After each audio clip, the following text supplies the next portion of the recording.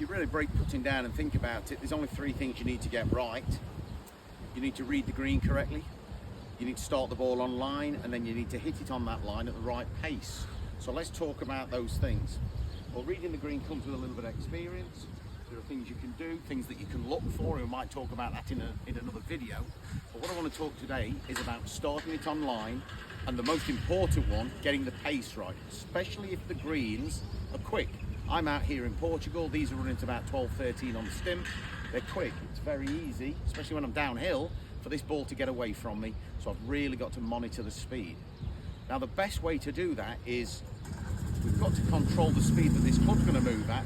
So I only want the energy coming from my shoulders. I don't want any extra wrist action. Certainly don't want any hip action. That's going to start to throw that in. And if I'm not careful, if I've got too many sources of power, I can't regulate the speed of this. So I want to give you a good little practice drill that you can do and a tip to use. But maybe when you're practicing your putting, what you can do is practice in a way that you learn to hold something between your putter grip and your wrist, so that if that wrist action was to break down, that happens. The energy's in the club head, we've lost control of the club, but we get immediate feedback. So by placing that in there, I've not really read this yet, so we'll have a little go.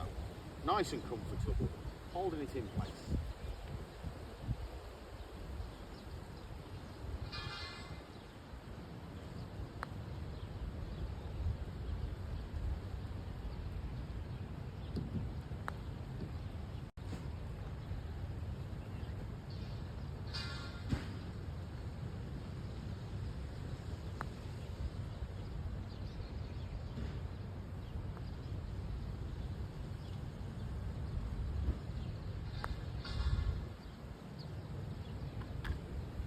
Good.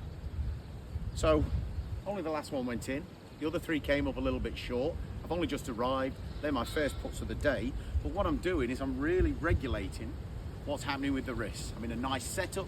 I'm not using my wrist. The only way I can now get the putter to move is by using the shoulders, regulating the pace of that movement depending on the putt I've got. Give that a go. See how you get on. I think it'll help a lot.